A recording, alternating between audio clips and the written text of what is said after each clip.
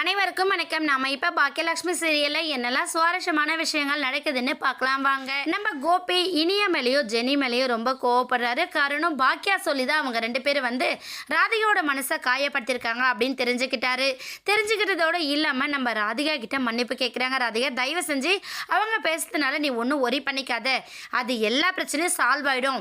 எல்லாமே இந்த ரிசல்ட் வந்ததுக்கு அப்புறம் தான் பாக்கியாவுக்கு கோபிநாத்தை ஏண்டா பகச்சுக்கிட்டோம் அப்படிங்கிற எண்ணம் அவன் மனசுக்குள்ள வர அளவுக்கு நான் எல்லா பிளானையும் போட்டு வச்சிருக்கேன், நீ ஒன்றும் கவலைப்படாத அப்படின்னு சொல்லிட்டு நம்ம கோபிநாத் சொல்றாரு.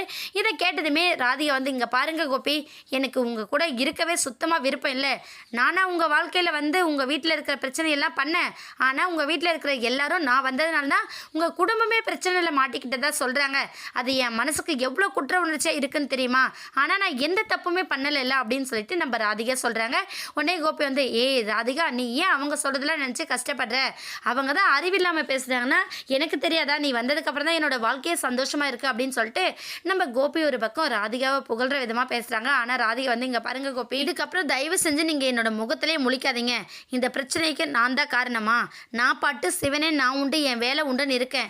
நீங்கள் என்னடனா நீங்கள் போய் பாக்கியா கிட்ட திரும்ப திரும்ப பிரச்சனை பண்ணதுனால பழைய எல்லாமே என் மேலே வந்துக்கிட்டு இருக்கு, இது பரவாயில்லையா அப்படின்னு சொல்லிட்டு ராதிகா கோவப்பட்டு கிளம்பி போயிடுறாங்க. உடனே கோபி என்ன பண்ணுறேன்னா இனியாவை கான்டாக்ட் பண்ணுறாங்க. இனியம்மா வீட்டுக்கு வந்திருந்தியாடா நீ அப்படின்னு சொல்லிட்டு இனியாவை கேட்குறாங்க. இனியா ஆமா டேடி, உங்களை பார்க்க நான் வந்திருந்தேன், நீங்கள் இல்லைன்னுமே கிளம்பலான்னு பார்த்தேன் அப்படிங்கிற மாதிரி நம்ம இனியா சொல்கிறாங்க. ஏன் இங்கே ராதிகா தான் எல்லா பிரச்சனையும் பண்ணதா நீ பேசினியாமே அப்படின்னு சொல்லிட்டு கோபி கேட்குறாங்க.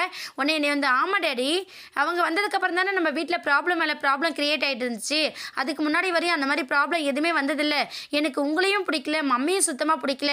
நீங்கள் ரெண்டு பேரும் சேர்ந்து எங்கள் யாரை பற்றியும் யோசிக்க மாட்டேங்கிறீங்க அப்படின்னு சொல்லிட்டு நம்ம இனியா சொல்கிறாங்க. உடனே கோபி இனியாவை சமாதானப்படுத்துறதா இல்லை ராதிகா படுற கஷ்டத்துக்கான சொல்யூஷனை தேடுறதான்னு தெரியாமல் தவச்சிக்கிட்டு இருக்காரு. என்னாக போதுன்னு வெயிட் பண்ணி பார்க்கலாம். இந்த வீடியோ உங்களுக்கு பிடிச்சிருந்தா மறக்காமல் நம்ம சேனலை சப்ஸ்கிரைப் பண்ணுங்கள். தேங்க்யூ.